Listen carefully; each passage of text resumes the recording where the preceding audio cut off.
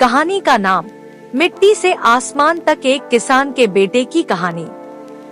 सूरज की पहली किरण जैसे ही आसमान को सुनहरी बनाती है, गांव के खेतों में काम शुरू हो जाता है। गायों की घंटियों की आवाज, मिट्टी की खुशबू और पसीने से भरे मजदूरों के चेहरे, यही थी सोनापुर गांव की सुबह। उसी गांव में रहता था एक गरीब किसान, रामलाल। उसका बेटा था आदित्य, जो मिट्टी से खेलते खेलते सपने देखना सीख गया था।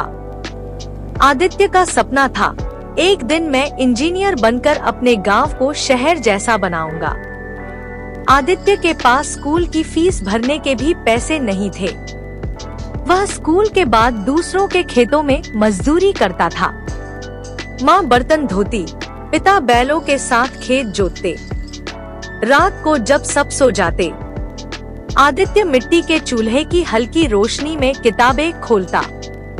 कई बार भूखा भी सोना पड़ता, लेकिन उसने कभी शिकायत नहीं की। वो बस इतना कहता, एक दिन यही भूख मुझे सफलता की आग बना देगी। एक दिन स्कूल में मास्टर जी ने पूछा, बच्चों, बड़े होकर क्या बनोगे? सबने कहा, डॉक्टर, पुलिस, टीचर। आदित्य बोला, मैं इंजीनियर बनूंगा। सारे बच्चे हंसने लगे। तेरे पास जूते तक नहीं है, इंजीनियर बनेगा। आदित्य चुप रहा, लेकिन उसकी आंखों में आग जल उठी। उस दिन उसने ठान लिया, अब मैं दुनिया को दिखाऊंगा कि गरीबी सपनों को नहीं रोक सकती। 12वीं की परीक्षा नजदीक थी। किताबें पुरानी, नोट्स अधूरे, पर हौसला पूरा। वो दिन में खेत में काम करता, रात में छत पर बैठकर तारे गिनते हुए पढ़ता। कई बार नींद आती तो माँ सिर पर हाथ फेर देती और कहती, सो जा बेटा, आंखें लाल हो गई।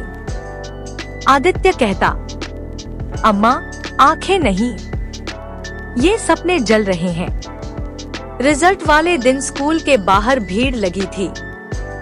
आदित्य का नाम सबसे ऊपर था, जिले में पहला स्थान। पिता की आंखों से आंसू निकल पड़े। गांव में पहली बार किसी किसान के बेटे ने इतना बड़ा नाम किया था। गांव वाले वही लोग जो हंसते थे, अब उसके कंधे पर हाथ रखकर कह रहे थे, हमारा बेटा तो बहुत बड़ा आदमी बनेगा। इंजीनियरिंग कॉलेज में दाखिला मिला, लेकिन फीस कहाँ से आए?